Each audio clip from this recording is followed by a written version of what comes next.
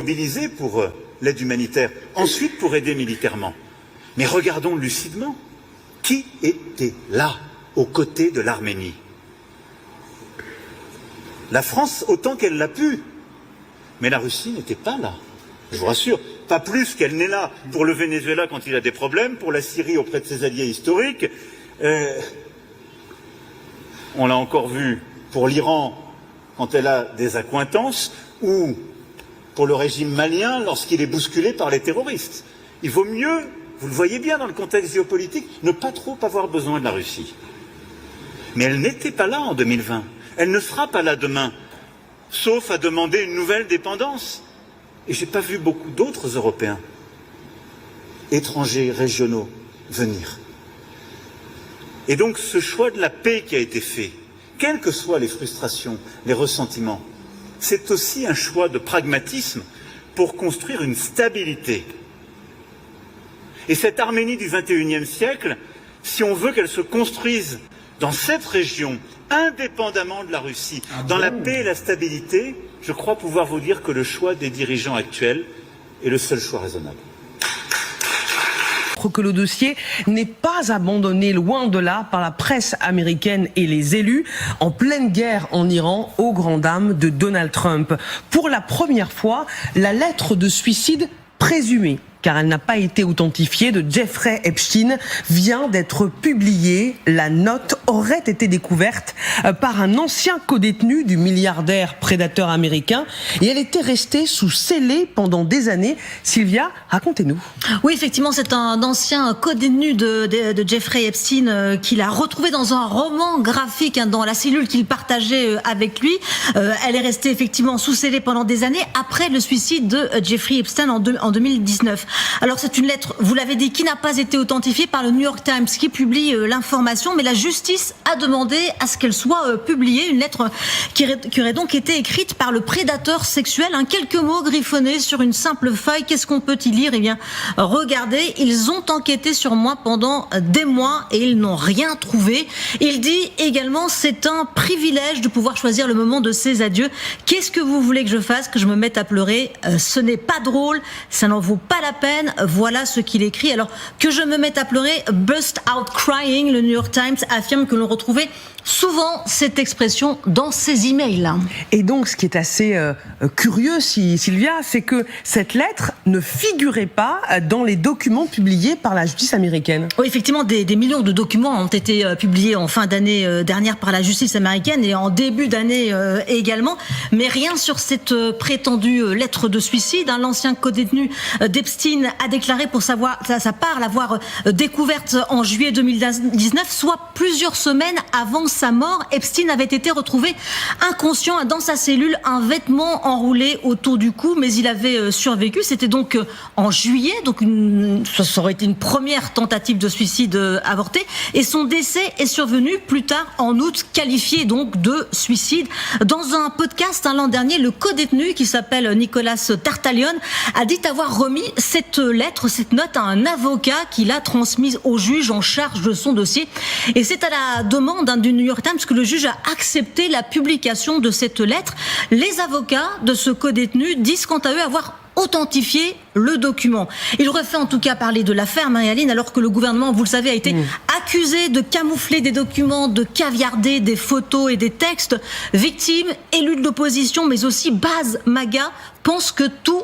Quelques minutes, le président iranien, Massoud Pezeshkian, qui annonce avoir rencontré le guide suprême, Mojtaba Khamenei.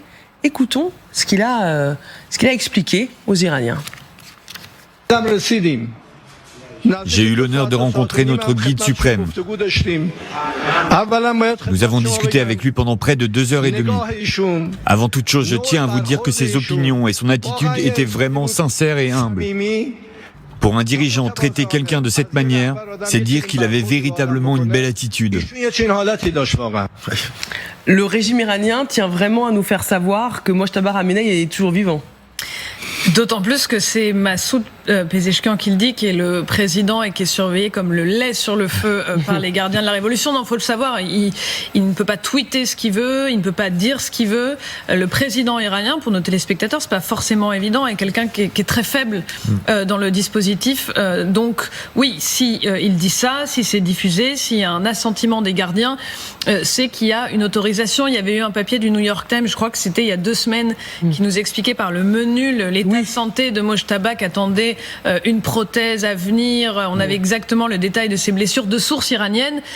Évidemment que c'est parce que le régime iranien a une volonté de dire ça. Quand le régime iranien parle du guide, les considérations s'il est vivant, sécuritaire autour de lui, voilà, c'est la personne la plus protégée. Normalement, il y a un secret absolu. Donc tout ce qui sort sur le guide de l'Iran sort à dessein. Et il est plus important que jamais maintenant de faire ressurgir du néant où il était, parce que ça, on ne savait pas dans quel état il était, est-ce qu'il était quasi mourant ou quasiment un soin palliatif, ou est-ce qu'il était réellement l'auteur des quelques messages qu'il avait émis depuis les frappes. C'est parce que c'est fondamental, parce que on parlait justement tout à l'heure des divisions au sein du pouvoir iranien. Là, il s'agira de trancher sur les propositions américaines. C'est un choix vital pour la République islamique. Il ne faut pas oublier que dans cette crise, ce régime joue sa survie, et donc là-dessus, voilà, il est nécessaire qu'il y ait en tant qu'arbitre final, ce qui a toujours été dans l'histoire de l'Iran depuis la révolution islamique de 79, le rôle du guide suprême. Souvent d'ailleurs pour le pire, parce que le père de Mojtaba, Ali Khamenei, donc le guide suprême, avait été quand même l'homme de choix radicaux, y compris sur le nucléaire, même si on n'a jamais su s'il avait finalement donné l'ultime feu vert pour lancer le programme jusqu'à la fabrication de la bombe. Mais globalement, ça a été quand même l'homme de l'intransigeance, même s'il avait accepté l'accord de Vienne de 2015. Donc, qu'est-ce que va faire Mojtaba ? C'est quelque chose qui est fondamental, et c'est important qu'au moins l'on puisse croire qu'il est réellement, lui, en mesure de trancher. Est-ce que c'est pour nous dire que le régime, le pays est tenu? Parce qu'on a beaucoup entendu et lu des articles insistant sur les dissensions au sein du régime. Elles sont très fortes. Et le problème du guide, c'est que, alors dans la culture chiite, il y a le gaïba, c'est le concept d'occultation, mais le guide suprême, c'est pas le dernier imam, donc il était obligé de se manifester. Là. Il est obligé d'être là. Ce qui était quand même Ali Khamenei, même si à la fin il se cachait, parce qu'il avait un surnom, on disait Mouche Ali, c'est-à-dire le rat qui se cache dans les tunnels, et ça avait dévalué d'ailleurs la figure du guide suprême. Mais enfin, il restait quand même le guide qui avait présidé aux destinées de la République islamique après l'ayatollah Khomeini. Le problème de son fils, c'est qu'il n'a pas du tout la même stature et la même légitimité. Alors, outre le fait qu'il soit en situation de santé très problématique, manifestement, c'est qu'il n'est pas ayatollah. Et que en plus sa nomination a instauré un principe dynastique qui est une hérésie dans le système de la République islamique. Et donc il a été imposé par les gardiens. Donc en fait il était le candidat des gardiens qui ont besoin de lui pour une fiction légitimatrice justement des décisions qui vont être prises. Mais en réalité il fait un peu office de président du conseil d'administration. C'est pas lui qui décide totalement en réalité. Ce sont les gardiens les plus durs d'ailleurs qui instrumentalisent sa personne parce qu'ils en ont encore besoin. Plus. Faites de moi ce que vous voulez. Bonsoir, nous sommes devant la Cour de répression des infractions économiques et financières, la CRIEF. Ce jeudi, l'ancien ministre de la Défense nationale, Dr Mohamed Diané, était de nouveau à la barre.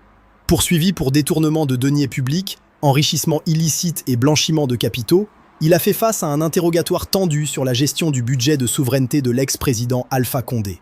L'interrogatoire s'est focalisé sur ses anciennes fonctions de ministre délégué à la présidence. Questionné par le parquet, Dr Mohamed Diané a reconnu avoir été l'un des ordonnateurs délégués du budget de souveraineté. Mais il précise, il n'était pas le seul. Il y avait aussi Lounseni Nabé. Le président travaillait également avec les gouverneurs de région. Face à cette déclaration, le parquet a immédiatement demandé la comparution de l'ancien gouverneur Lounseni Nabé et de Mohamed Lamine Traoré pour identifier les différents ordonnateurs délégués. Comment fonctionnait ce budget ? Dr Mohamed Diané détaille. Lorsque le président avait besoin de moi, il m'appelait.